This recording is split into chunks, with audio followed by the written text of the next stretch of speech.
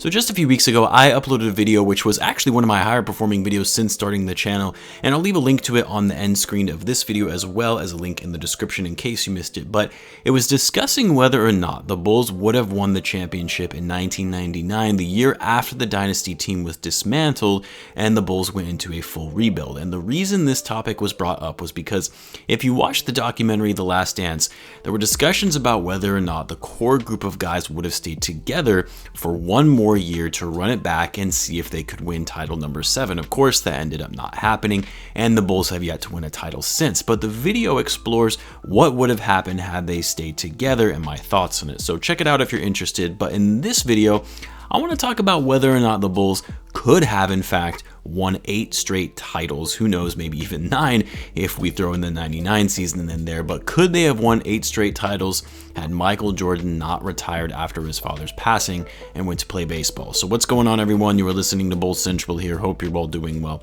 First of all, I just want to start by saying that I know there are a lot of myths, rumors, conspiracies, theories of the real reason for why Michael Jordan retired, and that it was to cover up or a suspension that the league was imposing on him due to an investigation of his gambling problem. And I want to mention that I think that is completely bogus on so many levels. So I'm sure that there will be a few people here and there who will come in and comment that Jordan didn't retire, he was actually suspended by the league. And of course, you're entitled to your opinion, but I'm not a conspiracy theorist, and I'm also not dumb, and I use common sense. Like, in what world would one of the most profitable and quite frankly greedy leagues in the world willingly suspend their biggest cash cow, the man who globalized the NBA and the sport of basketball, David Stern, the ultimate capitalist, all of that, putting Michael Jordan on an 18-month suspension? Come on, guys. Obviously, it was disappointing when Michael Jordan walked away from the game of basketball, not even just for Bulls fans, but for basketball fans around the world.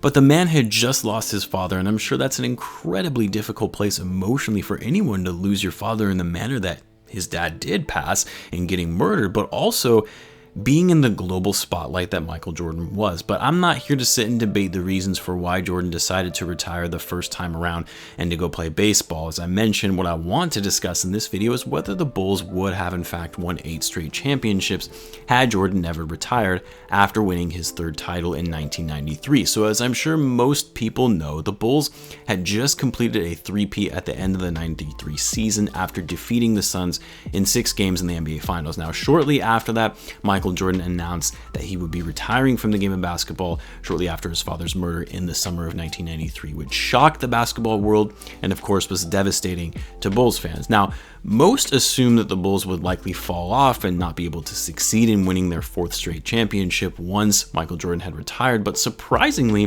the Bulls actually played fairly well without him, and it really showed just how underrated someone like Scottie Pippen was and his value to the team as a whole. The Bulls ended up winning 55 games in that season and were able to make it to the 2nd round of the playoffs before losing to the Knicks, which the Knicks actually went on all the way to the finals before losing to the Rockets in 7 games. Now, the thing about the 93-94 Bulls team is that they were actually a very, very solid team even without Michael Jordan, particularly on defense. Where they really lacked was the offensive end of their game, which of course is where Jordan excelled at. At the time, the Bulls still had B.J. Armstrong, Horace Grant, Bill Cartwright. It was Tony Kukoc's rookie season. They had just added Luke Longley and Steve Kerr to the roster. They still had the veteran John Paxson and of course Scottie Pippen. So for me personally, there is no doubt in my mind that had Jordan not retired and remained on this team with the Bulls, with the added pieces that they had, and still having Horace Grant, who wasn't a player that was on that team the following season, I can't even imagine the Bulls failing to win the title in 1994, because again, the Bulls were able to finish that season winning 55 games and ended up losing to a team that took the NBA champion all the way to 7 games. All of this without Michael Jordan. Not only that, but this was still a pretty young team, a young Pippen and Jordan, like, in my video where I talked about whether the Bulls would have won the title in 1999 had the dynasty stayed together. The guys were considerably older by then, but, in their mid to late 30s. But at this time, they were in their late 20s to early 30s. Now, I do think that it would have been a big challenge for the Bulls going against Hakeem Olajuwon in the 94 finals. And I actually think it would have been even more challenging in 1995, which I'll get into in a little bit. And I said this in my video of the 99 title, and that the Bulls would have gone against their most formidable backcourt, or I guess front court I should say, in the finals in Tim Duncan and David Robinson. Because again, throughout the Bulls dynasty and their championship runs, they never went against a superstar, future Hall of Famer big man in the finals. Notice I say the finals because a lot of people were quick to comment, well, what about Patrick Ewing or even Shaq?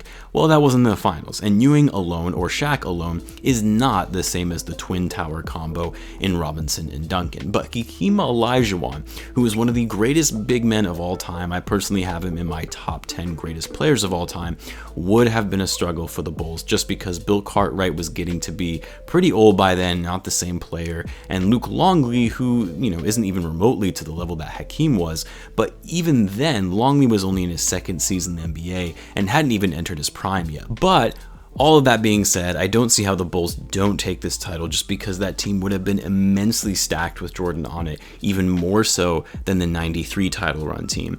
Now, the 94-95 season, that would have been a little different because this was the year where the Bulls had lost Horace Grant to the Orlando Magic, and of course it was the season before Dennis Rodman had joined the team, although you did have the Bulls add Ron Harper by this point. But this team clearly wasn't as good as the previous season. They actually only ended up winning 47 games that year, and they lost in the second round yet again, this time to the Magic. Now, I know most people will say, well, Jordan actually was on the team that season, so you can't really say that he was retired and that the Bulls would have won the title that year had he been on the team. And yes, but it's also very different when you have a guy like Michael Jordan join the team towards the end of the season without a training camp, no conditioning for basketball, but rather just conditioning for baseball, and hadn't played in an NBA game in over 18 months. It's just not the same.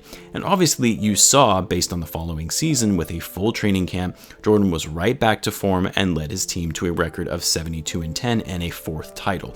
But back to the 94-95 season, this Bulls team clearly was not as great as the team that had been assembled before them, leading up to that three-peat. Not only that, even with what I said about Jordan not really being the same Michael Jordan we knew coming back to the game after having taken 18 months off, I still do believe that that Magic team would have been a problem for the Bulls even had Jordan never retired in the first place. This was that Magic team that ended up going all the way to the finals that season before getting swept by the Rockets. But with that being said, I think with a fully locked in Michael Jordan not coming back after taking 18 months off, he would have been able to manage the young Magic team and beat the Pacers in the Eastern Conference Finals. But could they have beat the Rockets yet again? See, the thing you have to keep in mind, which this kind of relates to the rest of the championships that the Bulls did in fact win, is that going to the NBA Finals and winning every single year for a given period consecutively is incredibly taxing on the body.